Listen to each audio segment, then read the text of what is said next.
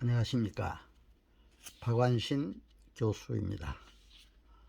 오늘은 우리 행정사님들에게 꼭 필요한 행정기본법에 관해 말씀을 드리고자 합니다.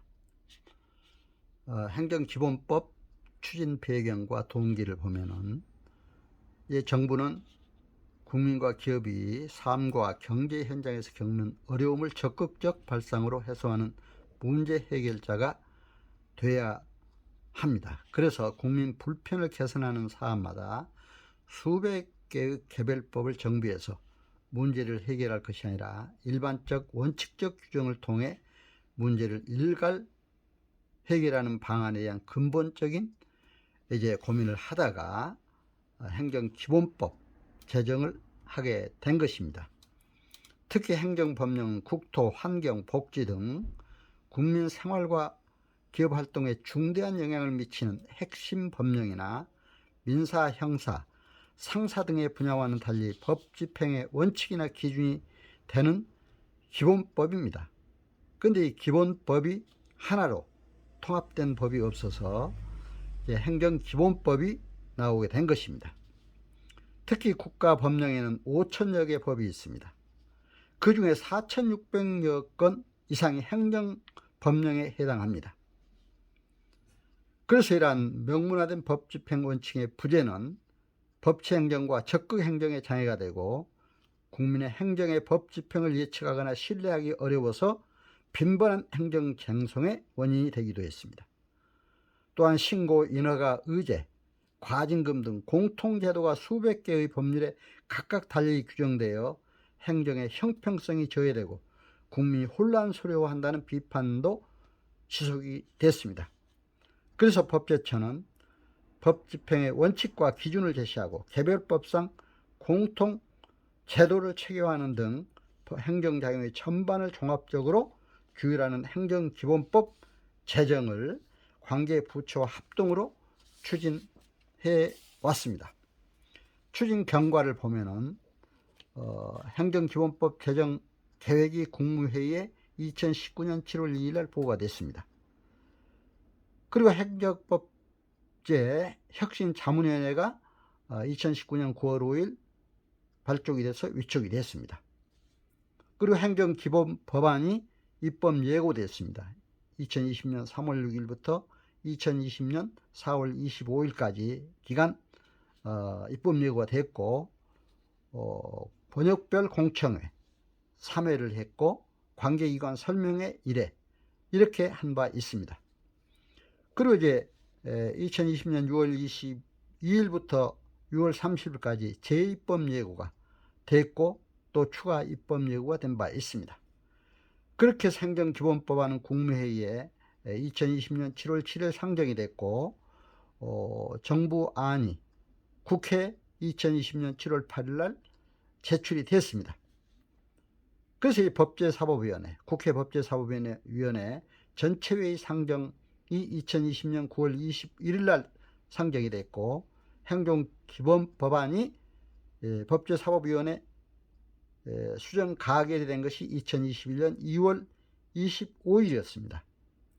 행정기본법안 국회 본회의 통과가 2021년 2월 26일 통과가 됐습니다. 그래서 행정기본법안은 국무회의에 2021년 3월 16일 통과돼서 제정 공포가 됐고 2021년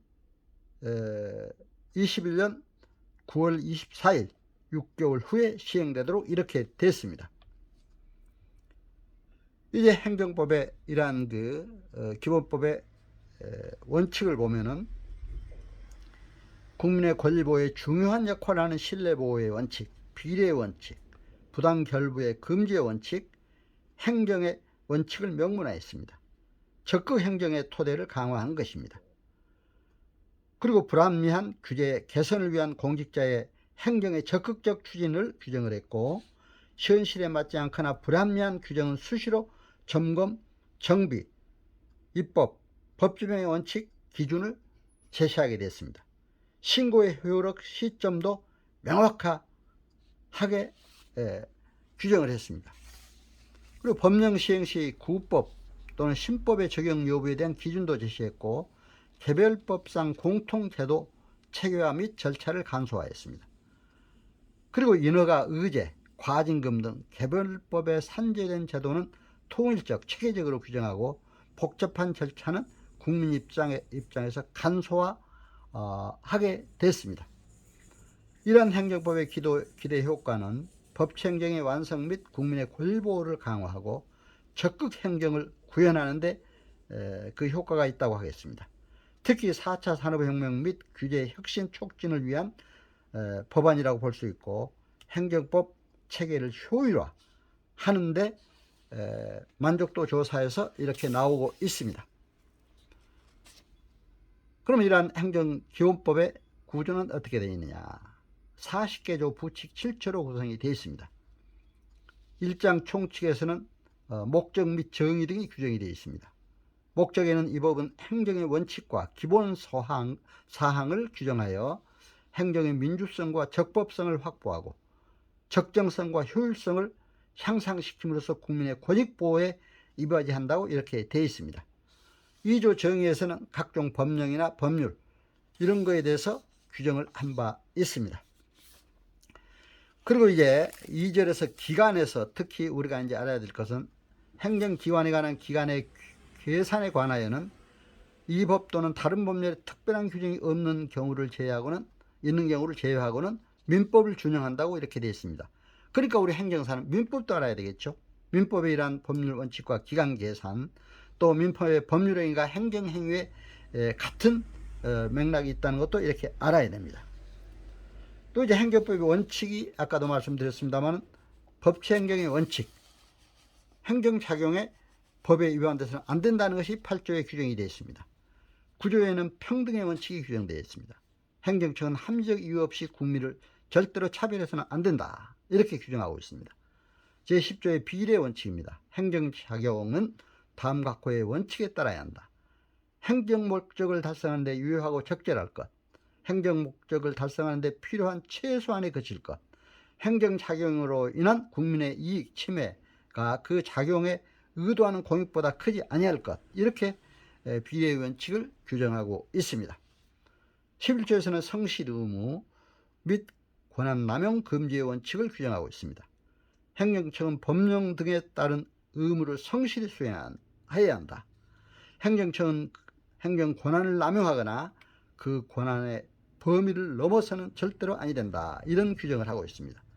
12조의 신뢰보호의 원칙, 행정청은 공익 또는 제3자의 이익을 현저히 해칠 우려가 있는 경우를 제외하고는 행정에 대한 국민의 정당하고 합리적인 신뢰를 보호해야 한다. 이렇게 규정하고 있습니다. 제13조에서 부당 결부의 금지의 원칙이 규정이 되어 있습니다. 행정청은 행정작용을 할 때 상대방에게 해당 작용과 실질적인 관련이 없는 의무를 부과해서는 아니 된다. 이렇게 규정을 하고 있습니다. 이제 제3장에서는 행정작용에 대해서 규정을 하고 있는데요. 이것은 특히 우리가 행정심판과 관련된 여러가지 행정처분에 관한 규정이 되어 있습니다. 14조 법 적용의 기준, 새로운 법령 등의 특별한 규정이 있는 경우를 제외하고는 그 법령 등의 효력 발생 전에 완성되거나 종결된 사실관계 또는 법률관계에 대해서는 적용되지 아니한다. 이렇게 되어 있습니다. 바로 소급표 금지의 원칙이죠. 소급해서 적용되지 아니한다. 이런 규정이 되어 있는 걸 볼 수가 있습니다. 그리고 18조의 위법 또는 부당한 처분의 취소, 행정청은 위법 또는 부당한 처분의 전부나 일부를 소급하여 취소할 수가 이제 있다. 다만 당사자의 신뢰 보호할 가치가 있는 등 정당한 사유가 있는 경우에만 장래를 향하여 취소할 수 있다. 이렇게 규정을 하고 있습니다.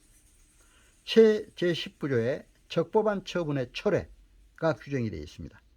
행정청은 적법한 처분이 다음 각호의 어느 하나에 해당하는 경우에는 그 처분의 전부 또는 일부를 장래를 향하여 철회할 수가 있다. 이렇게 규정하고 있습니다. 첫째는 법률에서 정한 철회 사유에 해당하게 되는 경우, 둘째 법령 등의 변경이나 사정 변경으로 처분을 더 이상 존속시킬 필요가 없게 된 경우, 중대한 공익을 위하여 필요한 경우에 이렇게 적절한 적법한 처분의 철회 원칙이 규정이 되어 있습니다. 그리고 이제 제24조의 인허가 의제의 기준이 정해져 있습니다. 이 절에서 인허가 의제란 하나의 인허가를 받으면 법률로 정하는 바에 따라 그와 관련된 여러 인허가를 받은 것으로 본 것을 말합니다.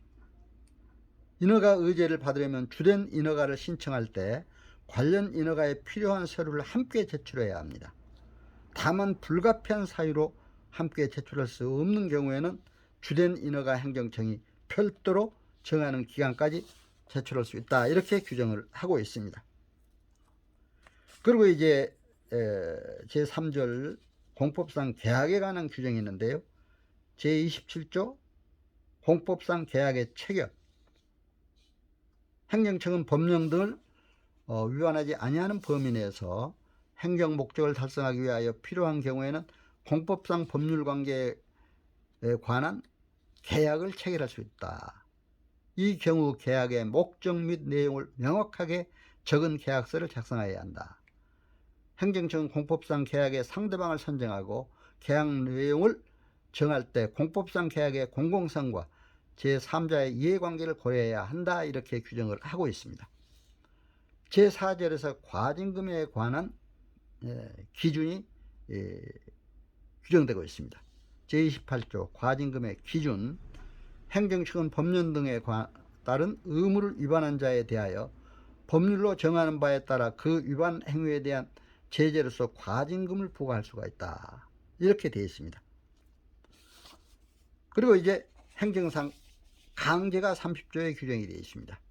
행정상은 행정상 목적을 달성하기 위하여 필요한 경우에는 법률로 정하는 바에 따라 필요한 최소한의 범위에서 다음 각호의 어느 하나에 해당하는 조치를 할 수 있다, 이렇게 되어 있습니다. 즉 행정 대집행, 이행 강제금의 부과, 또 직접 강제, 강제 징수, 즉시 강제, 이런 거에 대해서 규정을 하고 있습니다. 그리고 이제 직접 강제에 관해서 또 32조에 규정하고 있습니다. 직접 강제는 행정 대집행이나 이행 강제금 부과의 방법으로는 행정상 의무 이행을 확보할 수 없거나 그 실행이 불가능한 경우에 실시해야 한다. 직접 강제를 실시하기 위하여 현장에 파견되는 집행 책임자는 그가 집행 책임자임을 표시하는 증표를 보여줘야 한다, 이렇게 규정하고 있습니다. 그리고 이제 그 밖에 행정작용으로 또 이제 수리 여부에 따른 신고의 효력, 수수료, 사용료, 이런 것들이 규정이 되어 있고요. 또 36조에서 특히 우리 행정 심판과 관련되기 때문에 이런 문제는 우리가 잘 알아야 되리라고 믿습니다. 처분에 대한 이의 신청입니다. 행정청의 처분, 이것은 행정심판법 제3조에 따라 같은 법에 따른 행정심판의 대상이 되는 처분을 말한다. 이하 2조에서는 이제 그 행정심판과 같은 것을 규정을 하고 있습니다만은, 이의가 있는 당사자는 처분을 받은 날로부터 30일 이내에 해당 행정청에 이의 신청을 할 수가 있다, 이렇게 규정하고 있습니다. 행정청은 제1항에 따른 이의 신청을 받으면 그 신청을 받은 날로부터 14일 이내에 그 이의 신청에 대한 결과를 신청인에게 통지해야 한다. 다만 부득이한 사유로 14일 이내에 통지할 수 없는 경우에는 그 기간을 만료일 다음 날부터 가산하여 10일의 범위 내에서 한 차례 연장할 수 있으며 연장 사유를 신청인에게 통지해야 한다, 이렇게 규정을 하고 있습니다. 그렇기 때문에 우리가 행정심판의 대상이 되는 처분에서 이제 이의가 있는 당사자는 바로 처분을 받은 날로부터 30일 이내 행정청에 먼저 이의 신청을 할 수가 있다, 이렇게 볼 수가 있습니다. 저도 이런 행정심판을 하면서 사전에 이의 신청도 먼저 제기한 경우를 많이 해봤습니다. 제37조 처분의 재심사, 당사자 처분이 행정심판, 행정소송 및 그 밖의 쟁송을 통하여 다툴 수 없게 된 경우, 라도 다음 각 호의 어느 하나에 해당하는 경우에는 해당 처분을 행정청에 처분을 취소, 철회하거나 변경하여 줄 것을 신청할 수 있다. 이렇게 규정하고 있습니다. 처분의 근거가 되는 사실관계 또는 법률관계가 추후에 당사자에게 유리하게 바뀐 경우, 당사자에게 유리한 결정을 가져다 주었을 새로운 증거가 있는 경우, 민사소송법 451조에 따른 재심 사유에 준하는 사유가 발생한 경우 등 대통령령으로 정하는 경우에는 바로 다시 이제 이렇게 재심사를 처분을 하도록 되어 있다. 이렇게 볼 수가 있겠습니다. 이제 마지막으로 부칙의 이제 40조에서는 법령 해석, 마지막 조문은 법령 해석이 나오고요. 또 이제 부칙 1조에서는 이 법은 공판 날로부터 시행한다. 다만 22조, 29조, 38조부터 40조까지는 공판날 후 6개월이 경과한 날로부터 시행한다. 이렇게 되어 있습니다. 그래서 행정기본법도 지난 3월 24일 국회에 의결됐고 이제 제정이 됐습니다. 또 공포가 됐습니다. 그래서 이제 이번 9월 24일 6개월 후에 9월 24일 시행이 되게 된 것입니다. 여러분, 오늘 행정기본법에 대한 방대한 분야입니다만은 제가 좀 말씀을 빨리 드리면서 가능하면은 그 주요한 부분들을 다 설명하려고 했습니다. 그래서 행정기본법에 대해서 여러분들에게 말씀을 드렸습니다. 여러분, 행정기본법에 대해서 철저히 알아야 우리 행정사로서 앞으로 모든 행정에 관한 인허가 문제, 이의신청 문제, 행정의 원칙 문제를 잘 지켜서 행정사로서의 국민의 편익을 위해 효율적인 또 행정제도의 건전한 발전을 위해 일할 수 있다. 이렇게 생각이 돼서 오늘 행정기본법에 대해서 말씀을 드렸습니다. 여러분, 제 말씀 잘 청취해 주셔서 감사합니다. 여러분 건강하시고 또 행정사일에도 큰 발전이 바라며 또 여러분 가정에도 또 여러분 모든 하시는 일에도 큰 복이 넘치시기를 기원합니다. 여러분 감사합니다. 안녕히 계세요.